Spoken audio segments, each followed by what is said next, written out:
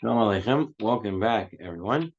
And we continue in our Gemara here, Mesechet Sanhedrin, Perik Echad Atar, the 11th Perik of Mesechet Sanhedrin, Perik Chelik, in the Babli, and we are holding on Tzadik Bet Amud Aleph with the wide lines, second line in the wide lines, Amar Rabbi El Azar. So we're having statements from Rabbi El Azar. And currently the statements are about da'ah, about knowledge. We said last time, knowledge in understanding the way Hashem runs the world, knowledge in having understanding and be able to discern one item from the other. If there any person who does not have da'ah, asur lerahim alab. You're not allowed to have rahmanut on him. You cannot be compassionate to him. Okay? שנאמר, כי לא עם בינות הוא הכן מרחמנו עושהו ויוצרו לא יחוננו. For it's not the people of understanding, therefore its maker shall not have compassion on it. The Mefarshim explained, it's talking about a person who refuses to have knowledge. Obviously, if he's a sick person who cannot have knowledge, that's a different story. Here's a person who could have knowledge but refuses to have such, doesn't learn, doesn't understand, doesn't want to.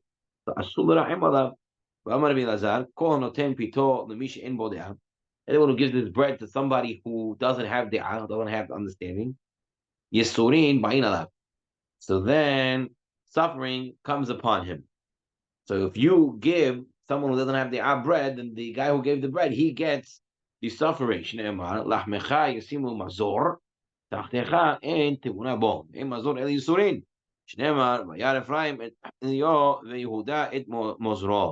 So if you're helping a guy who doesn't use his knowledge and you give him bread, then it's going to cause you suffering. He's got to learn. Anyone who doesn't have the refusing to understand or refusing to learn, he's going to be exiled. Therefore, my people has gone into exile from lack of understanding. I mentioned in Shabbat that once I was in shul on a weekday and someone came to collect tzedakah, and one guy started discriminating him. Oh, why don't you go get a job? You're smart enough to get a job. Maybe he was saying because you're not allowed to have rahmanut in him, but I don't think that's the proper place to discriminate someone saying you don't have da'ah. Okay, that's that guy. It's that guy. But the truth is, if somebody doesn't want to use his brains, there's no reason that we have to rahmanut on him if he's refusing to use his da'ah.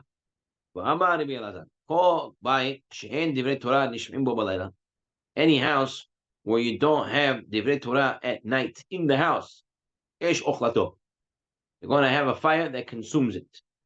Okay, there's a Yetzirah, there's a fire. There's always a fire. The only way to fight fire is with fire, the fire of Torah. You have to learn Torah in the house. Someone says, one second, I learned the Beit Midrash. Why I have to learn the house also? No, you have to learn the house also. Right? What you do in the Beit Midrash, that's your business. That's where you do the most of your learning. But at home, it's very important to have learning at home as well. The Torah and be in the house.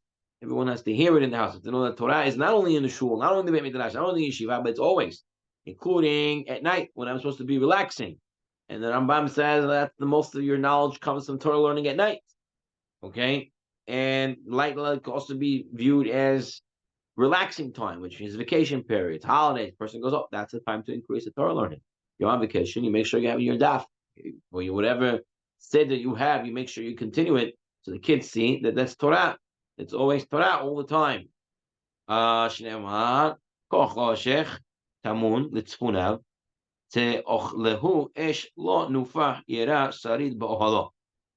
Every darkness is hidden away for his treasures. The fire is not blown shall consume him. It will be bad for the remnant of his tent. If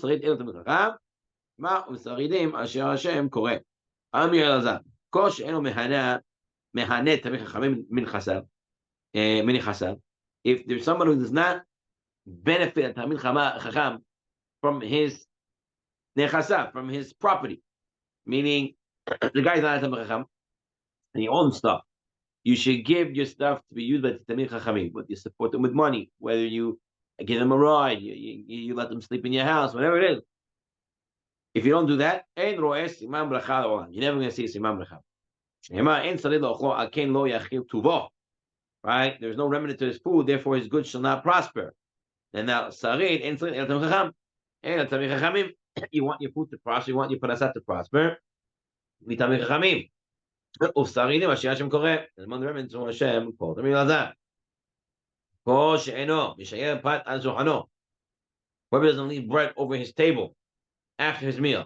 אין רואה סימן ברכה לעולם. If you don't leave bread on the table after your meal during the birkat hamazon, you will not see סימן ברכה לעולם. שנאמר, אין שריד לאוכלו, על כן לא יאכיל טובו. There was no limit to his food, therefore his good should not prosper. You have to have it left over. Now, why do you have to have it left over? So Rashi understands it that someone might come, and Ani might come to the door. You ate your meal and you don't have anything left for him, so therefore you have to leave over. The Levush, the Zohar, they want to say that the reason is right. The Levush and the Arizal, right? The Levush and the Arizal, they both say that how are you going to say thank you to Hashem during Birkat Hamazon and there's nothing left on the table? When Hashem gives you bracha, it's ad blidai. Hashem gives you a lot. Therefore, you have to have the remnants of the seudah still on the table, including the bread. You have to have it on the table. One second, is this really true? Rabbi Elazar said, and all these pieces of bread on his table, as if he keeps avodah zarah. What? You have to, bread on the table is avodah zarah?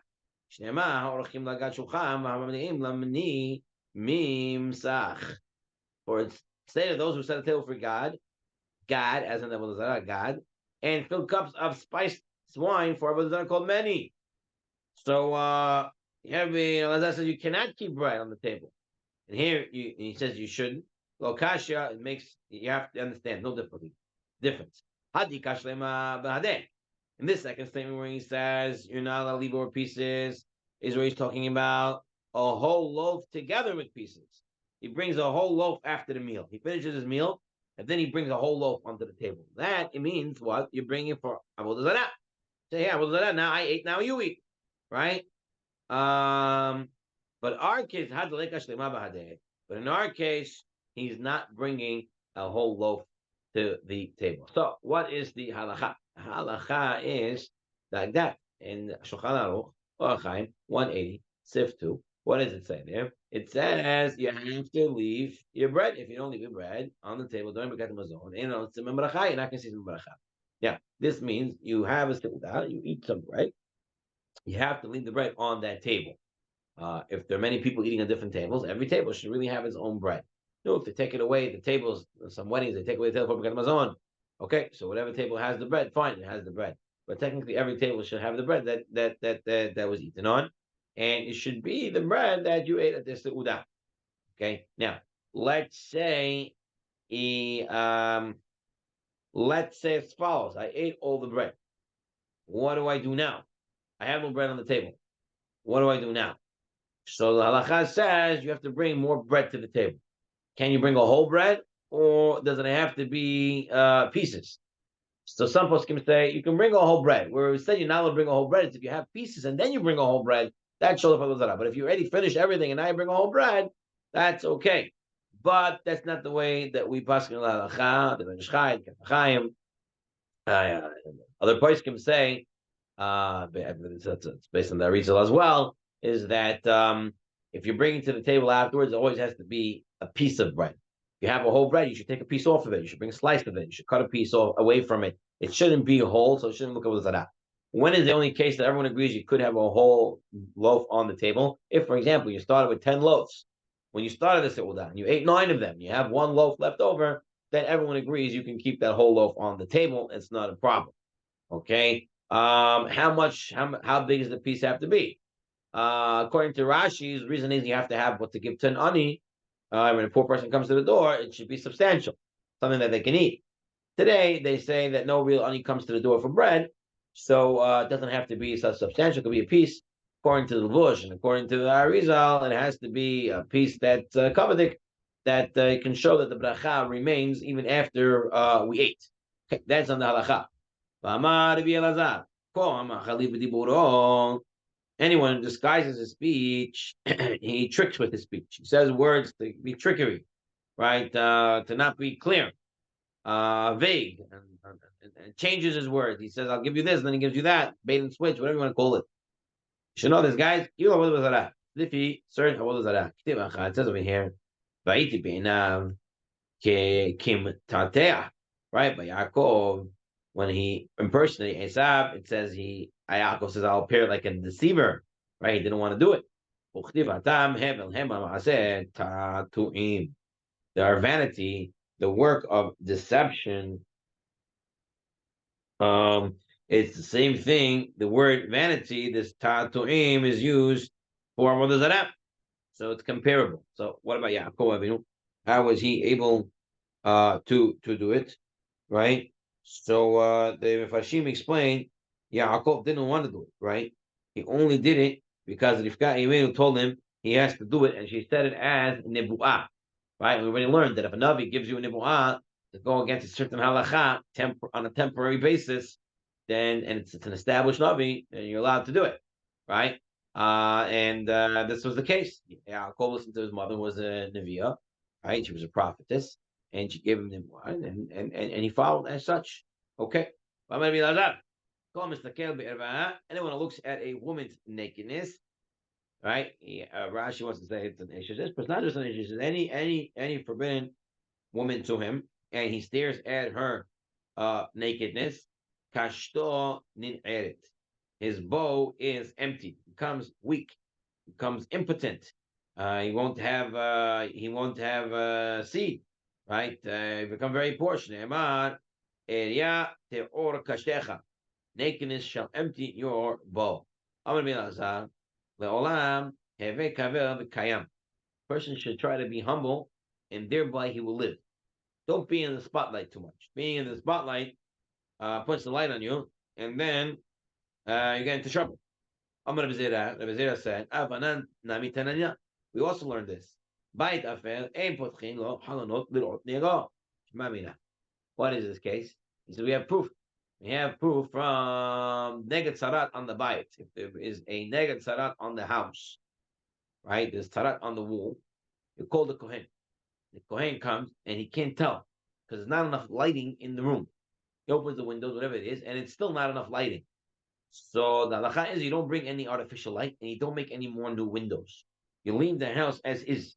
And since he cannot see it, for sure, the house remains tahor. So you see, not being in the spotlight, the house survives and remains tahor. So not being in the spotlight is a good thing. Obviously, there are people who have to be in the spotlight, and they have to do it also in the humblest way and in the way that they they do what's proper. Amar Rabbi Tabi, Amar Rabbi Yoshia. Rav Tavi says the name of Rashi. My nichtiv she'o the also raham eretz lo savamayim. There are three things and never get satisfied. This is the grave, the rechem, the womb, and the ground doesn't get satisfied from the water. Ma inyan she'o etzem rechem. What's the difference between a grave and a womb? You know, the grave doesn't satisfy from the dead people coming in. The womb doesn't satisfy from relations. So what's the connection between Sheol and the Rechem? To tell you, Ma Rechem Machnisumotzi. Now, by a womb, it takes in and gives out Av Sheol Machnisumotzi. So too, the grave takes in and gives back. What is this? Is it not a Kavachomer? Ma Rechem Shemachisim Bo. Bahashai, just like a womb. You have relations halachically with your wife, you do it in quietness and silence, right? So the creation of the baby is in silence, but but the baby comes out, it's crying and screaming, and everybody's screaming in the room. Mother, the doctor, the nurses, the baby, everybody's right.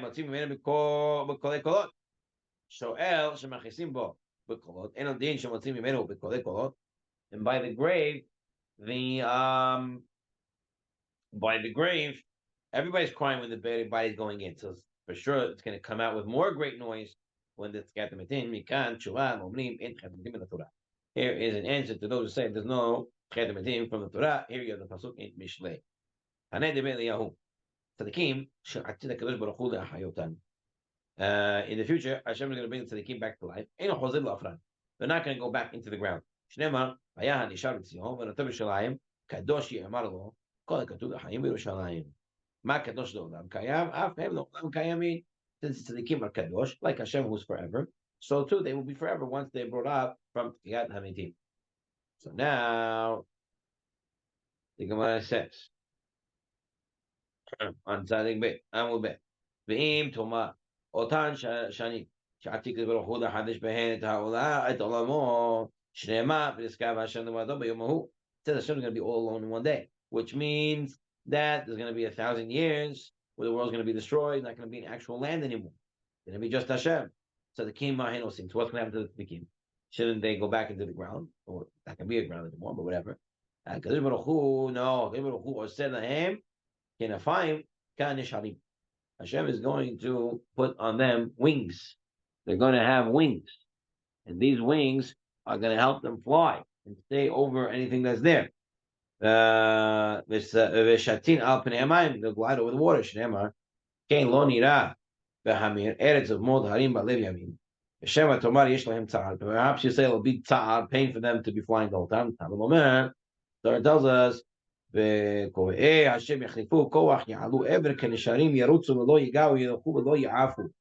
Okay? All those hope in Hashem shall have renewed strength, sprout like eagles, they shall run and be weary, they shall walk and not be faint. Now the Gemara's question is, why are we saying that's the case? Learn it from the precedent case that we do have. We have a case of Mitchiat Metim from Yecheskel Hanavi. Then Yecheskel Hanavi brought back the bones. We have an whole parak like that. So bring it and say like that. So say they're going to go back into the ground, just like those people went back into the ground. They don't see them around walking around and say, hey, I'm the tzaddik that Yecheskel brought back, and here I'm still alive. No one says that. So they want to say, no, there are opinions who say that the chapter in Yecheskel talks about the Metim, that he brought back these people, it was a mashal. It wasn't really true. What does it mean, mashal? Was it that it never actually happened and it was just a parable? Or it happened, but this happening was a sample and not an actual thing forever, but rather a mashal for a small period of time, just to show that Hashem could do it. Anyway, the Tanya, Metim Shechayei Yecheskel Amdu Al Ragleihem. Eliezer Omer, Metim Shechayei Yecheskel Amdu Al Ragleihem, Mushira Vametu.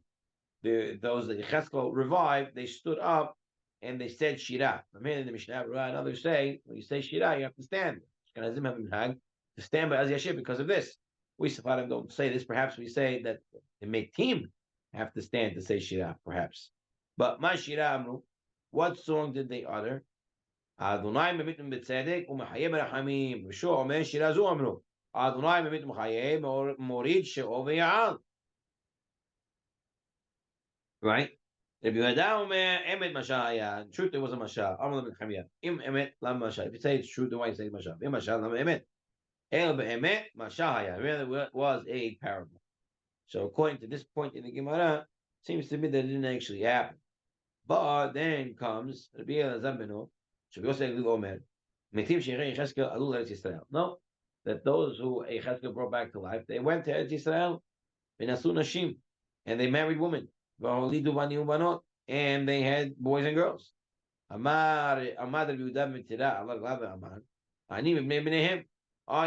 the son of their sons. I am a descendant. This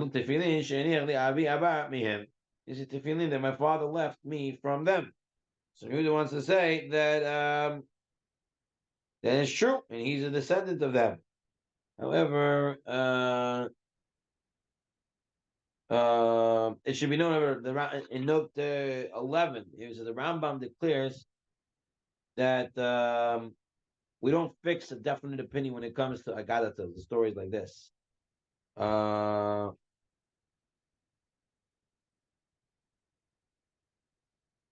Okay.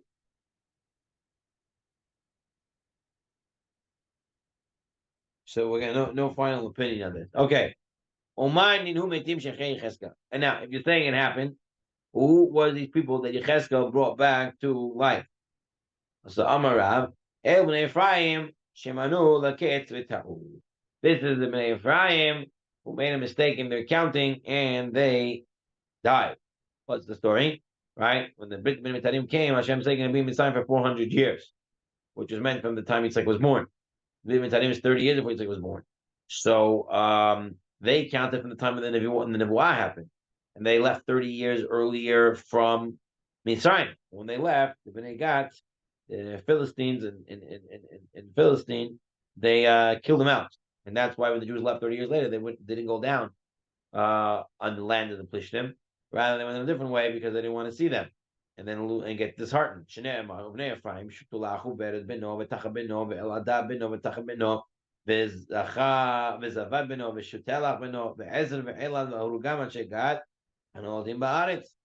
went up early and they got killed.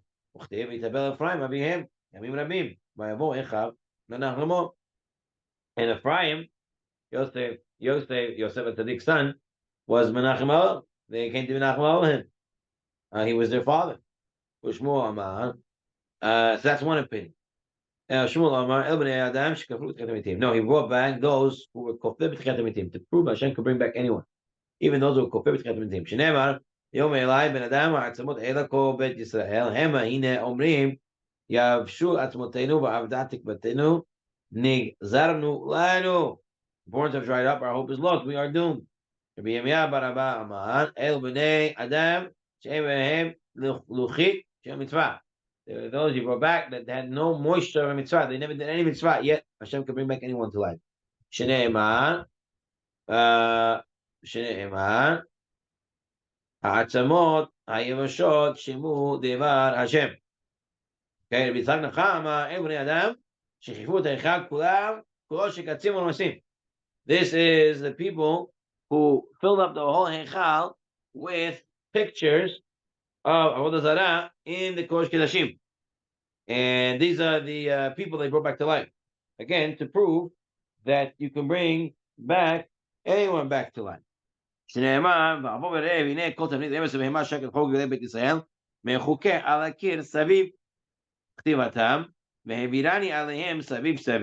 And he led me over them round and round. Okay, Yochanan says, who are these? Elu metim shebikat dura. These are the people that died in the bikat dura, the plain of dura. What is this? Yochanan. Minhar Eshel Adrabat bikat dura. From Eshel River until Rabat is the plain of dura. And what happened there? When Nebuchadnezzar exiled the Jewish people, there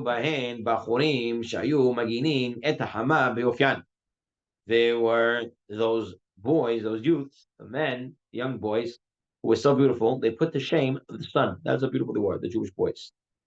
They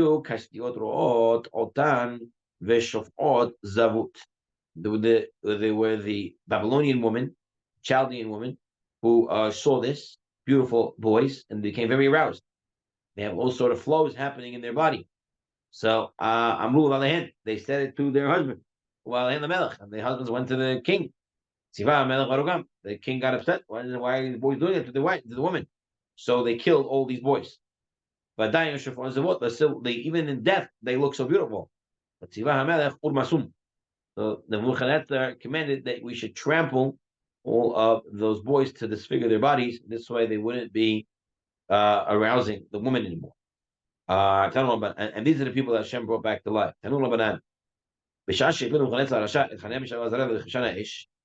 Exactly at the moment that Nebuchadnezzar was throwing Chanem Shavazar into the fire, Hashem said to Yechazkel, Lech ve'chaye metim bivkat dura. Go and resurrect the dead in the plain of Dura. Soon as he started resurrecting them, they came and they smacked Nebuchadnezzar on the face. Nebuchadnezzar said, what is the nature of these strange bones? Where are they coming from?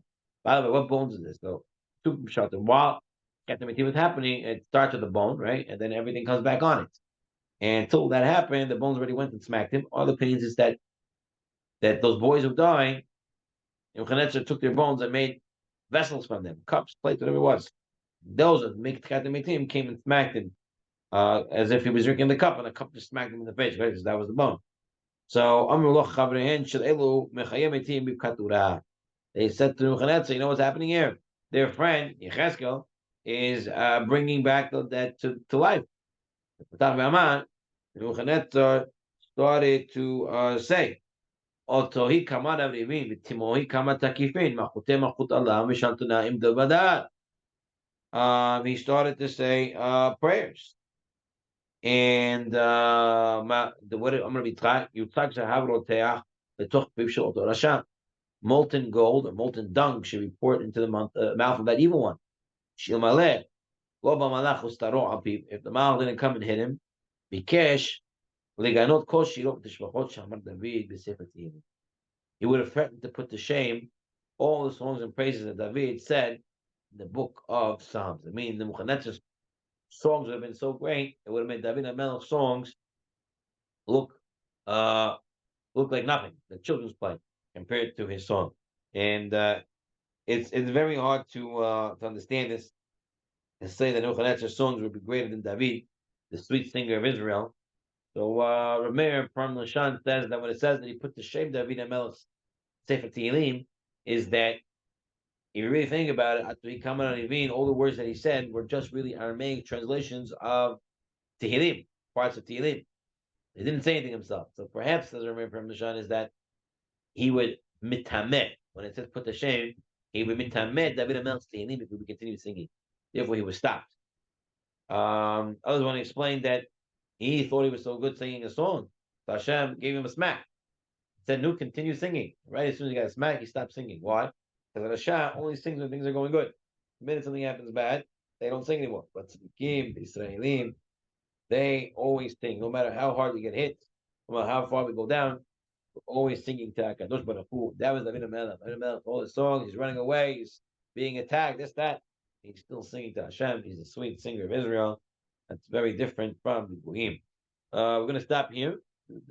Next time we'll pick up more about the story of Hananiah, Mishael, Azariah, Daniel, and Yecheskel, and we'll get into that as well. Okay.